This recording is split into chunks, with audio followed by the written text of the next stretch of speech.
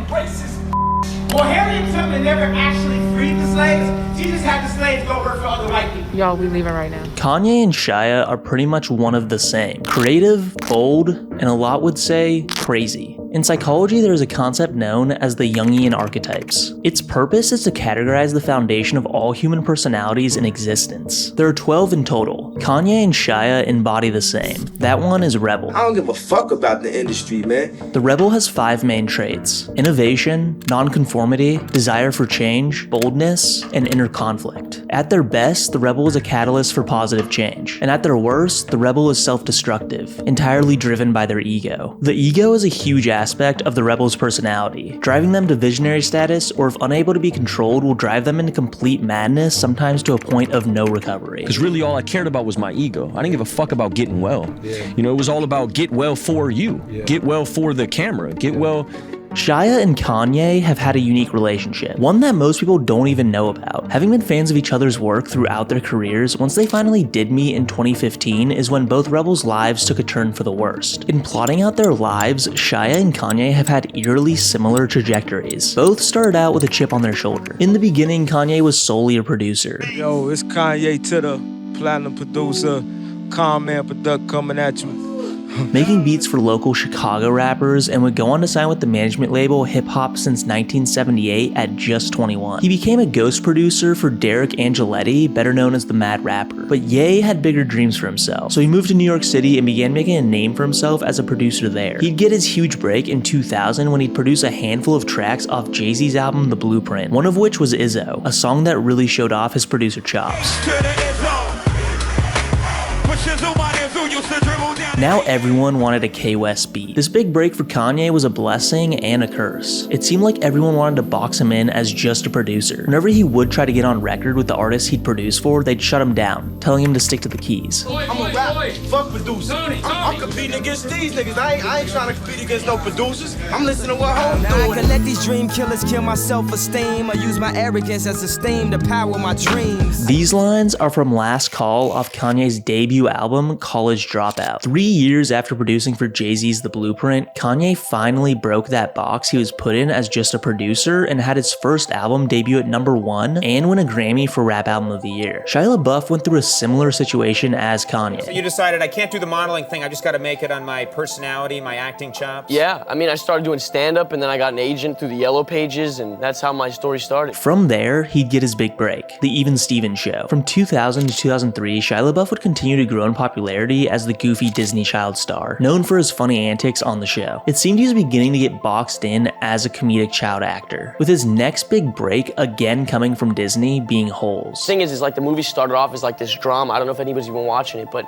it started off as like this really intense drama, and then they've totally changed the tone, and now it's a comedy. It wasn't until 4 years later he'd finally venture out of this world with his next big film, Disturbia. From here, he'd land his biggest role to date, the Transformers series. The 3 films LaBeouf was a part of grossed $709 million, $837 million, and $1.1 billion respectively. To put this in perspective, Holes did $71.4 million and Disturbia a little over $100 million. It seemed that Shia had finally broke free of the label put on him at such a young age. Instead of a Disney child actor, he was a huge blockbuster movie star. But that was actually the problem. He didn't actually want any of this that he achieved. Shia didn't want to be identified as a blockbuster actor, but rather a true artist. So his next move was very intentional. He decided to forego any more Transformers sequels and instead star in the independent film Lawless. So getting back to the idea of what kind of films you're going to do next, if they come knocking with the Transformers 4, here's a boatload of money, you're just not into it. Just the wrong time to come at me for it, you know? Maybe if I'm 40, you know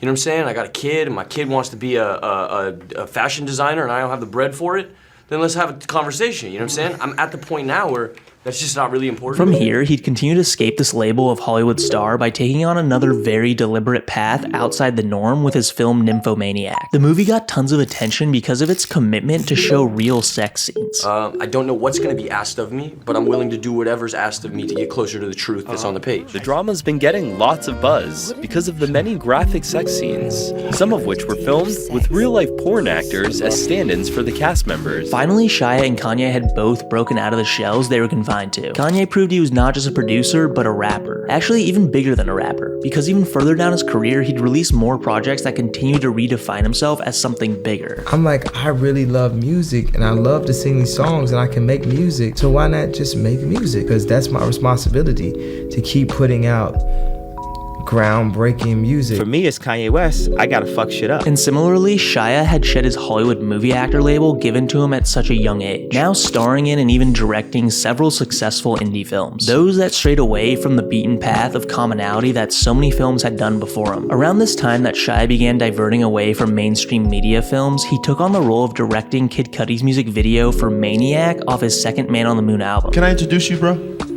Can I introduce you? This is Shia LaBeouf, ladies and gentlemen. Shia LaBeouf, he's filming, we're doing this music video. And this would be the catalyst that would then lead to Shia linking up with Kanye West in 2015 for the first time.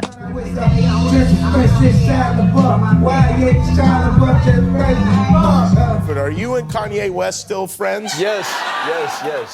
Because he like somewhat famously went through your closet and to gather ideas for fashion. He wouldn't have taken his corduroy gi, but I heard that. Yeah. Like, how much do you think he grabbed? Probably like 70% of what I own. And truth, I gave all of it to him. He showed up at my house. I'm a fan. He could say anything and I would have said yes. I'm such a fan. So the reason I came into his life is he was talking about making videos, and we had just done like a lot of these performance art projects, and we were going to do a live stream with him. So that's what brought him to the house, was we were building a live stream for the Super Bowl. After Kanye shouted out Shia on his No More Parties in LA snippet in 2015, he'd collaborate with Shia on a few different projects that never actually came to fruition. One of these Shia mentions being the live stream for the 2017 Super Bowl centered around Trump's election. However, this ended up not happening, and the project itself morphed into something slightly different. It ended up becoming one of Shia's more controversial installations. He Will Not Divide Us was a campaign that began on Trump's inauguration, January 20th, 2017, and consisted of a camera mounted on a wall in New York that would live stream throughout Trump's presidency. The team Shia collaborated with to make this happen included Luke Turner and Nashte Sadai Runoko, both of which Shia has collaborated with on other projects prior. The idea for He Will Not Divide Us actually came after a meeting we'd had with Kanye West about working on something together right around the time of the 2016 election.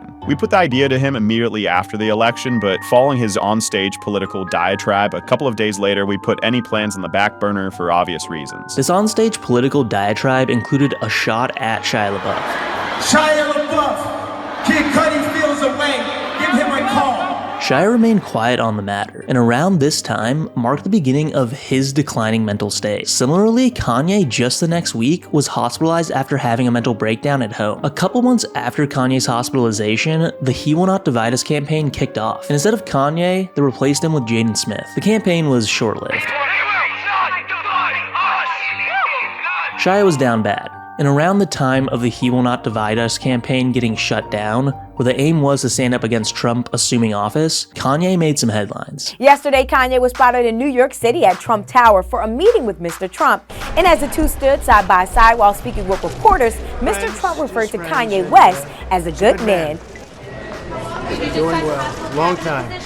We've been friends for a long time. This all happened just a couple months after Shia's campaign invite, as well as Kanye's mention of Shia on tour. With so much success at such a young age, there comes a breaking point in an artist's career. For the rebel archetype, the very thing that got them to this place, their ego, becomes too big. And often we see this break that very artist, and instead of pushing them forward, it begins to serve as their demise. Both Shia and Kanye were in sync when their breakdown unfolded right before their eyes. Both of their breakdowns subsequently right after their falling out around 2015. Now, a few years later, Shia is in a much better place. Mia is on the screen. I done put her through years and years of fucking nonsense, bro. Just like, I'm like 2 months into this program. You know, I don't even have nothing going on. And she unmutes and she's like, "Hi, Shia." You know, and it's like, she saved my fucking life, dog. Like.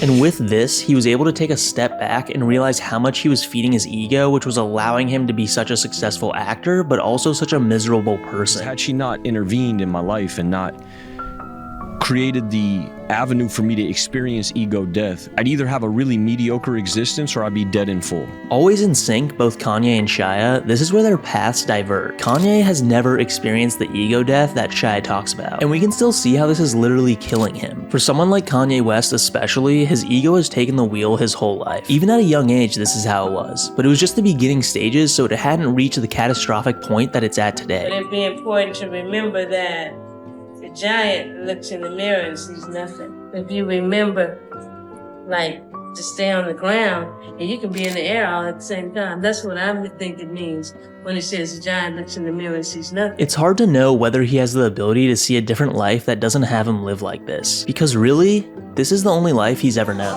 Like the land is more resent, you try to